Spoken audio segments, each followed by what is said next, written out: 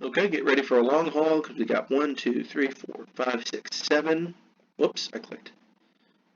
8. 8 chapters to do in this one. Okay, let's start with 41 and 42. Pip rents a room for Provis, worried for his safety. Okay, so this one might get a little confusing. Remember that Provis and Magwitch and the convict from chapter 1 are all the same person. Provis is a fake name they're hiding the convict under. His real name is Magwitch. Okay, Pip rents a room for Provis, worried for his safety. Pip and Herbert have a conversation at the temple, where Pip reveals that he is so upset by the situation that he may become a soldier.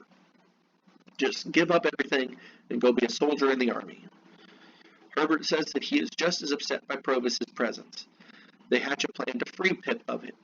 Pip doesn't want to take the risk of angering Provis in England, where he resides illegally, and where he could be arrested if he retaliates.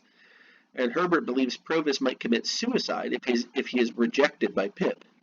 They determine that the best course of action is for Pip to sneak Provis out of the country and separate himself from Provis over time.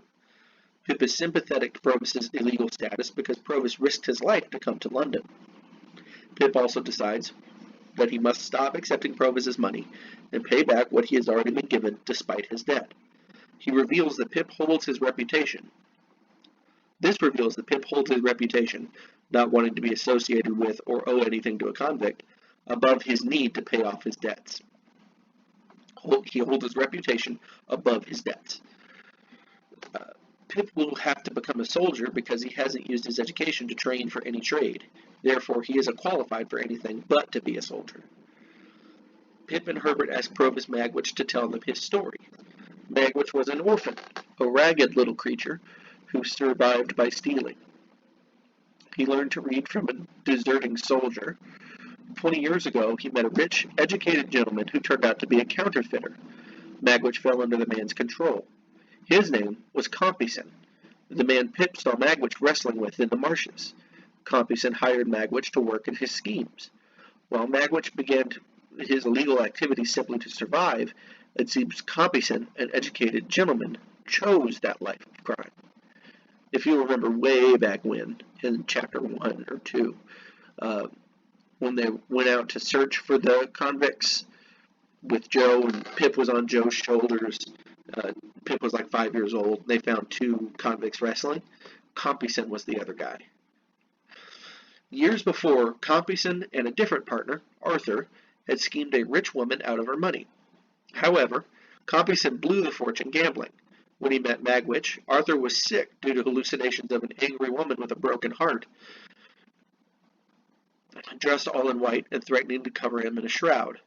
We can infer that this is the woman Compeyson schemed out of her money. Compeyson drove Arthur into debt and depression. Arthur's guilty conscience ultimately killed him. He died screaming at these hallucinations. Magwitch and Compeyson were eventually caught and arrested, but Compeyson insisted on separate defenses and trials. Magwitch sold everything he owned to hire Mr. Jaggers as his lawyer. Compeyson's lawyer compared Compeyson's social class and education with Magwitch's seedy lower-class past, which included petty crimes. And Compeyson received a lesser sentence on account of good behavior and bad company. Dickens uses this story as a commentary on class prejudice. Magwitch hit Compeyson on the prison ship before he escaped. Oh, he just hit him, like in the head. Compeyson escaped too, thinking he was running away from Magwitch, until he realized they were both now on shore. When Pip told Magwitch at the marsh that he had seen another man, Magwitch found Compeyson and beat him. He was ready to be locked up once again simply to turn Compeyson in. Then he lost track of Compeyson. At the end of this story, Herbert passes Pip a note. It explains that Miss Havisham's brother was named Arthur, and that the fiancé who scorned her was named Compeyson. The reader then can infer that Miss Havisham was the woman in Arthur's hallucinations. That's a cool thing about a good novel is all the people involved eventually end up knowing each other. So Arthur was driven mad because he had done his own sister dirty, had set his sister up with a counterfeiter, a con man. That's why he was driven mad by guilt. So this is the only time Arthur is mentioned, I think. So Arthur was Miss Havisham's brother and set her up with Compeyson. Compeyson betrayed her. This chapter contains several similes. The first one being when Pip says, "There again, said I." Do I really want to read all these? Similes, parallels. Remember, simile is like or as. It uses like or as. When the evidence was given the box, I noticed how it was always me that had come forward and could be swore to. How it was always me that the money had been paid to. How it was always me that had seemed to work the thing and get the profit. That's parallelism. It was always me. It was always me. Dickens uses hyperbole, or exaggerated statements. And in case we had forgotten that this is a Gothic novel, Dickens reminds us of the fact by including one of the main staples of the genre. Visions, or dreams, often play an important part in Gothic melodrama, as with when Arthur is visited by the ghost in Compeyson's house. The unfair differences between social classes, right. You'll see this even today. Somebody gets arrested, and they go to trial, and they say, yeah, but he's such a good boy. He's never been in trouble before. He comes from money. He's an asset to the community, and he gets off easy. Whereas somebody else is one of us lowlifes and doesn't quite get off so easy. Okay. Chapters 43 and 44. Pip plans to take Provis out of London under the pretense that they're shopping for gentlemen's goods. He is terrified that Compeyson will come looking for Provis. Pip wants to visit Miss Havisham and Estella before they go, so he travels to Richmond to see Estella. He learns that Estella has gone to Satis House without him, the first time he hasn't escorted her. In Victorian England, it would be very unusual for an upper-class lady to travel without a chaperone. Therefore, we're left to wonder if someone else is escorting her. Pip travels home to visit Satis and runs into Bentley Drummle at the Blue Boar. The young men pretend not to see one another. They argue passive-aggressively, both continuing to pretend not to see the other. Drummle talks loudly about seeing the lady, who we only can assume to be Estella. Pip visits Satis House to tell Miss Havisham and Estella that he has met his benefactor. He doesn't name who it is, knowing Estella will never approve, and tells them he must keep it a secret. Pip asks if Miss Havisham originally brought him to Satis House to serve her, and she says that she did. She also confirms that she deceived Pip by letting him continue to believe that she was his benefactor. Miss Havisham has also allowed the Pockets, Georgiana, Camilla, and Raymond, to believe she was his benefactor to make them upset. Who am I that I should be kind? Miss Havisham asks. She played along with and furthered Pip's delusions to get back at relatives for their jealous behavior. Pip tells Miss Havisham, so that's one question answered is, if she wasn't his benefactor, why did she ever invite him to her house in the first place? And that was because she was basically interviewing him to be a servant, but he wasn't good enough for that. And then he came into expectations, and she was like, oh, well, if he's going to be a little gentleman in training, I'll pretend that's why I wanted him all along.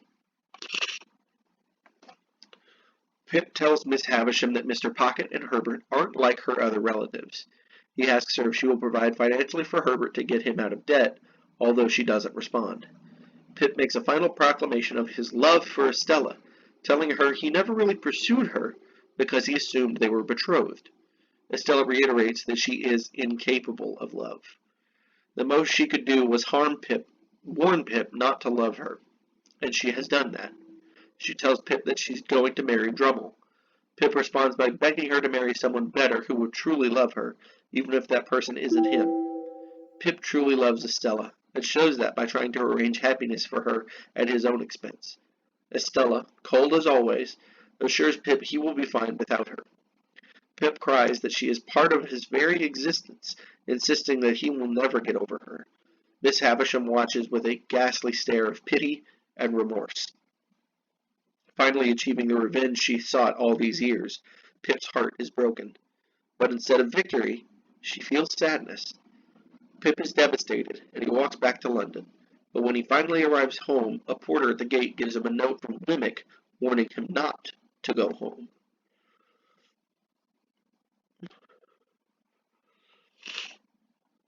I guess we'll find out why in the next chapter. Dickens mixes personification with simile. When Pip describes a newspaper in the following sentence, he uses a simile. Repeating prepositional phrases is parallelism. Finally, Dickens builds Pip's emotional speech to a cell with metaphored bricks. Out of my thoughts. You are part of my existence, part of myself. You have been in every line I have ever read since I first came here. The rough, common boy whose poor heart you wounded even then. You have been in every prospect I have ever seen since. On the river, on the sails of the ships, on the marshes, in the clouds, in the light, in the darkness, in the wind, in the woods, in the sea, in the streets. You have been the embodiment of every graceful fancy that my mind has ever become acquainted with. The stones of which the strongest London buildings are made are not more real or more impossible to be displaced by your hands than your presence and influence have been to me, there and everywhere, and will be. Estella, to the last hour of my life, you cannot choose but remain part of my character, part of the little good in me, part of the evil. But in this separation I associate you only with the good, and I will faithfully hold you to that always. For you must have done me far more good than harm. Let me feel now that sharp distress I may. Oh, God bless you. God forgive you. That's not too far off of a classic sort of rom-com speech. You'll always be in my heart. Maybe you've done me good, maybe you've done me bad, but I'm going to remember it as good because surely there's more good than bad.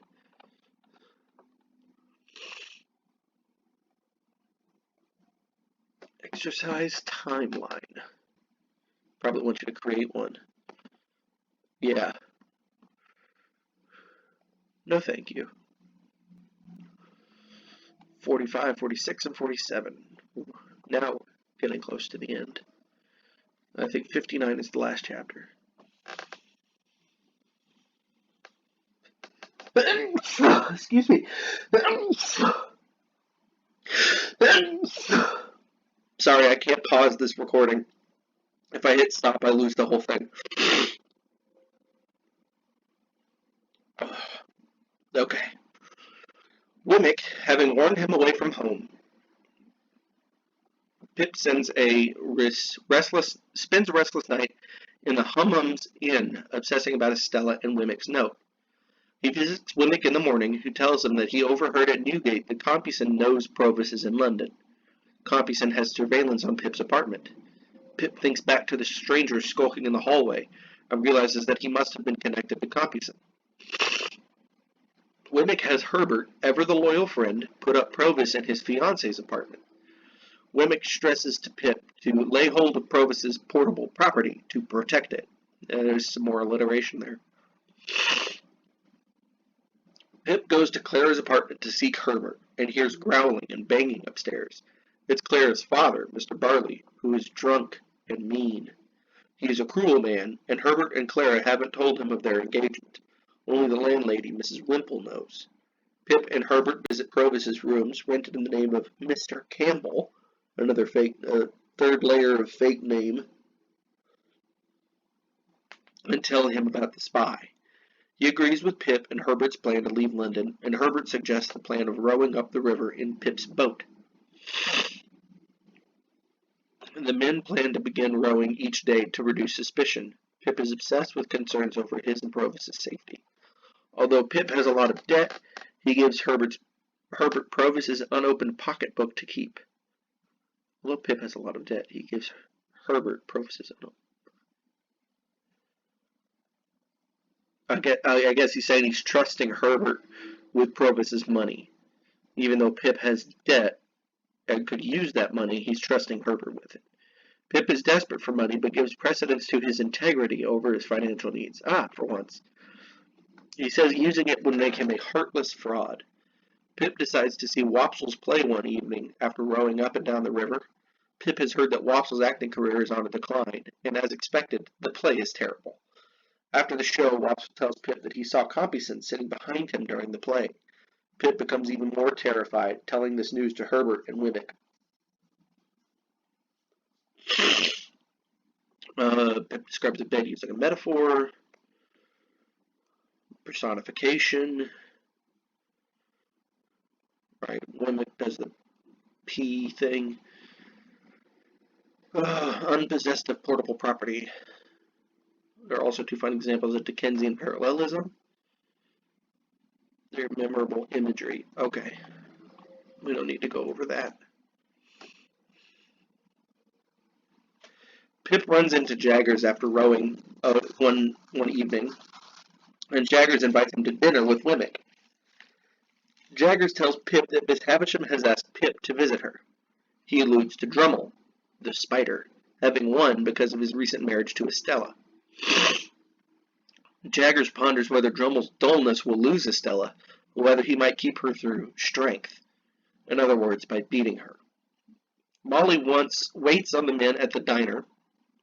Molly waits on the men at dinner, and Pip has a sudden realization of who Molly reminds him of. Estella. Pip is suddenly convinced that Molly is Estella's mother. Who is Molly? Molly is somebody in Jaggers' house. Wemmick and Pip walk after dinner.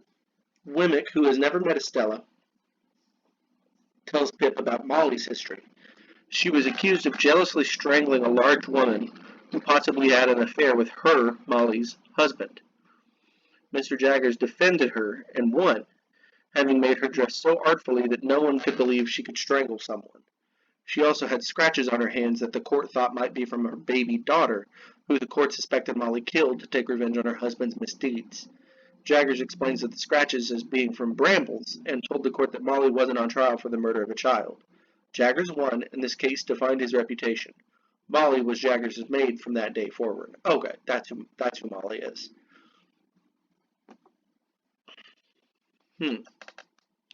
But she looks so much like Estella. Interesting. Dickens enjoyed constructing beautiful imagery such as is found here. And we went along Cheapside and slanted off to Little Britain, while the lights were springing up brilliantly in the shop windows and the street lamplighters, scarcely finding ground enough to plant their ladders on in the midst of the afternoon's bustle, were skipping up and down and running in and out, opening more red eyes in the gathering fog than my rushlight tower at the Hummums had opened white eyes in the ghostly wall. Inanimate objects. Again, in this chapter, Dickens takes use of simile. Let's look at this reflect and respond. Pip constantly makes decisions throughout Great Expectations that force him to choose between reputation, integrity, and his own personal needs, especially financial needs. Think of a time you had to choose between at least these two variables. What did you choose? Looking back, would you change anything about your action? Okay. Exercise Jaggers and Molly.